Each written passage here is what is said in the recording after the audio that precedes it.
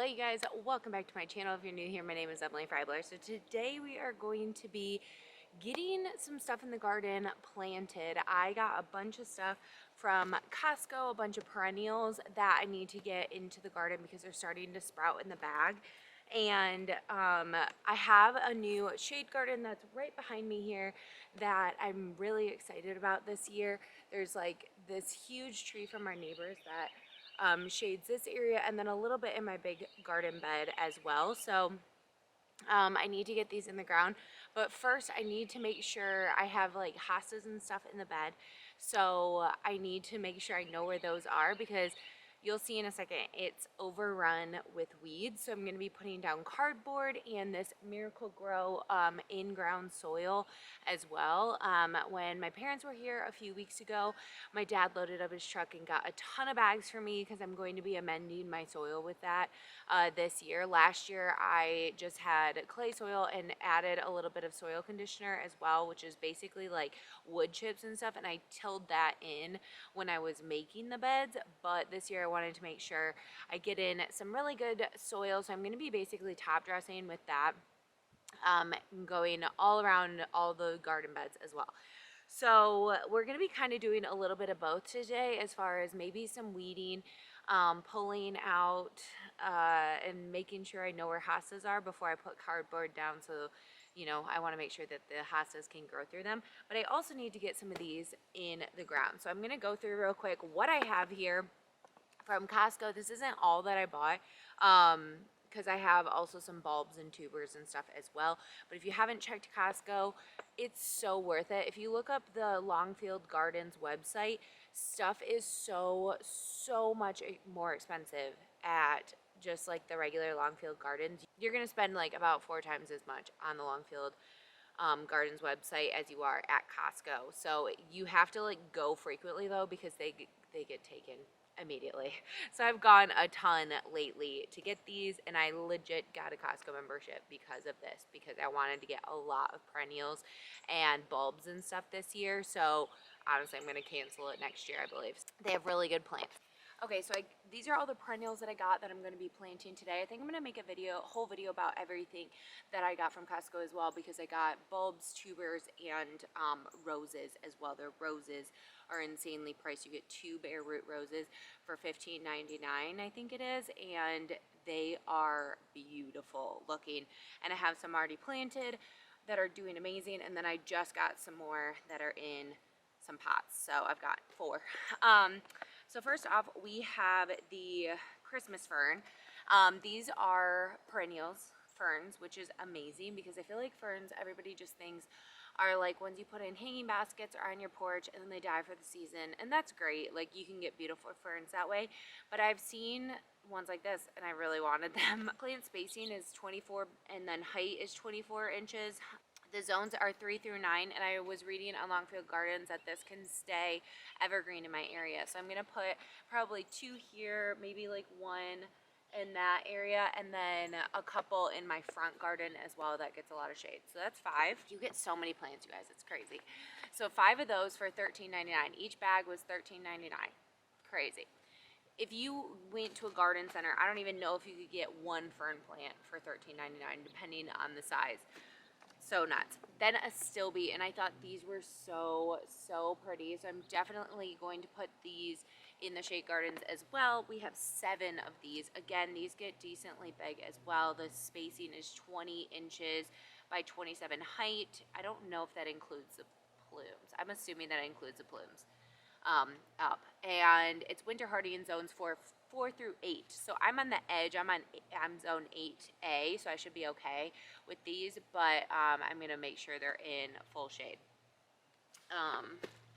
Then we have phlox. These are not shade, these are sun, and I've wanted phlox so bad, and almost bought one last year, but I found this for 10 plants for $13.99. Again, insane. I have 5 pink attraction phlox, which is this one, and then there's 5 Picasso phlox, which is like a lighter pink. And these ones get up to 36 inches tall, and their spacing is 24 inches is what it says. Winter hardy in zones 3 through 9. So these all have really big ranges of zones as well. Now we have bleeding hearts as well. My mom has always grown bleeding hearts in her garden my entire life, and so I'm excited to have some. These are 5 for $13.99, and these are the ones I really have to get in the ground because these are sprouting like crazy. So they either need to get in the ground, or if you're somewhere that you can't put them in the ground, you can also put them in pots. That's what I've done with a few other things that I'll show you. And you can kind of put them inside and have them start growing. You will have to kind of like harden them off though. But if you're somewhere where you have like a basement that's really cold, or even a fridge, you could put them in there until you want to bring them out and break dormancy. But these are already sprouting as well, so I was like, I gotta get them in the ground. And our weather is very, very mild this time of year. We only have one light frost on the forecast, so they should be okay. Then I have these daylilies, which look identical to ones my mom and dad have in the back of their house.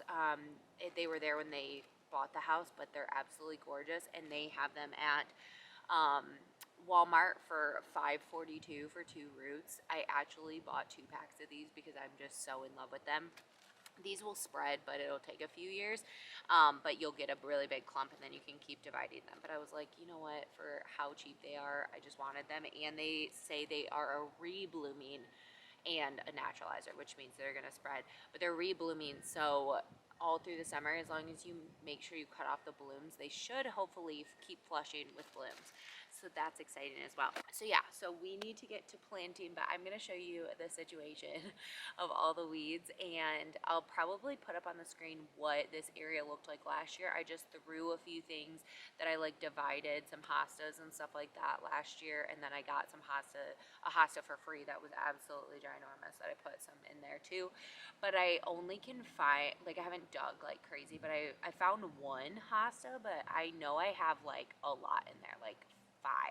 So I need to try to find those. And if I can't find those, that's okay. I can literally just go up front and divide some hostas. It's really not that big of a deal. The only one that I really want is one that I got from my mom that's like one of the blue hostas, like blue, whatever. It's like a bigger blue leaf, basically. They do sell them, so I could get them for cheap. I think Walmart has it for pretty cheap this year, but I already have it, so I want to try to save it. So we'll see. Okay, so here is the situation. Sorry, it's kind of hard to see. Okay, so do you see how overrun with weeds these are? This is like a vining weed that I absolutely hate. Okay, so this bush is evergreen. There were a couple hostas in the front of the bed. I also had, I think, cannas here, and there were like hostas kind of along here as well, and then an elephant ear back there and some cannas.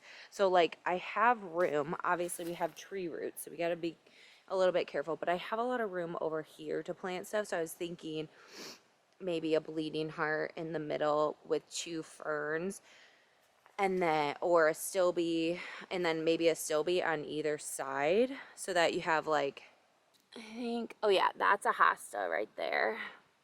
But I swear there was one like here. Maybe that's it.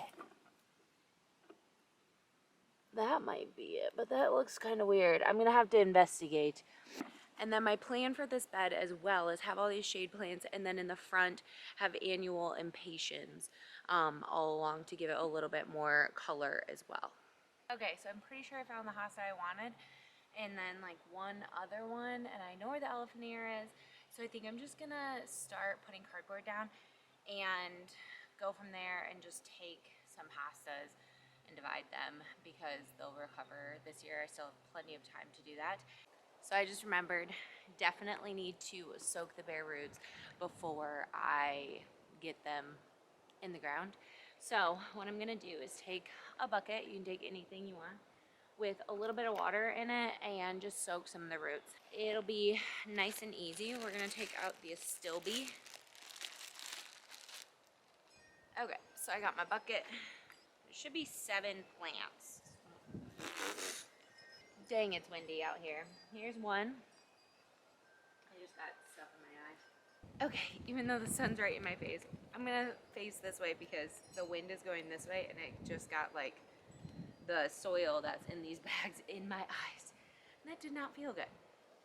7 Astilbe. So here's one. See how it's spreading? You just got to be gentle with the roots. Gently pull them apart. Okay, this is a big one. That's 2. Jeez.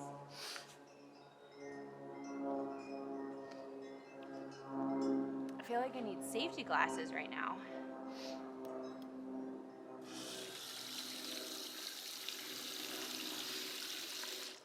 And you can soak them like an hour if you want. I'm just gonna do a little bit of time. I'm not gonna worry about it. Here's 3. I feel like some of these have grown together because I'm not getting 7. Here's another one. I think this is 3. Yep. It's just all tangled together. Yep, here we go. Okay, this is 7. So we have some big ones, and then most of them are like this size.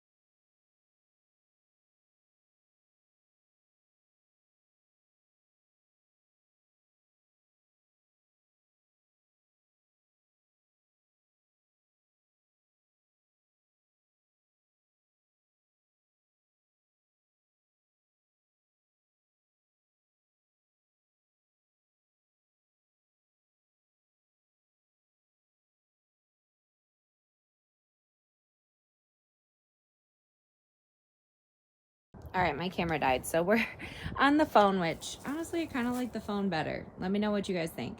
I'm on wide angle right now so you guys can see. What I was saying is we're going to put the same edging along. Do you see the drip there? We're going to go kind of like this with the edging. I don't have enough cardboard right now to cancel out these weeds and everything, and I don't have the edging yet, so I think I'm just gonna like stop here. I still have a ton of bags and stuff to put in this area, so that's okay, even though I cut that one up. So I think what we're gonna do is start planting. All right, you guys, I figured out that I was not looking at the Astilbe right when I was going through the bare roots. So I actually, oh my gosh, it is so windy. I need to go throw away these bags. I actually have like a ton of Astilbe because I thought the one bag needed to have 7. No, they split it up between like 3 and 4 per bag. I didn't realize there was a second bag. So I have like smaller ones that look viable and fine because I kind of broke them apart. So I have like 12 instead of 7. So we're going to put a ton of Astilbe in this bed, save a couple for in front of me and then a couple for in the front garden. But I really want to pack this with Astilbe because I think it'll look beautiful with the plumes because this area doesn't have a lot of color normally. So we have 2, these are some of the tiniest Astilbes here. Then we have a fern there. Then we have an Astilbe. We have a bleeding heart, which I figured I'm surrounding the elephant ear with bleeding hearts because the bleeding hearts bloom in the spring. So the elephant ear will be baby. And then once the bleeding hearts are done, they'll just be a bush and the elephant ear will grow like over it. I also put some little Astilbe underneath the elephant ear.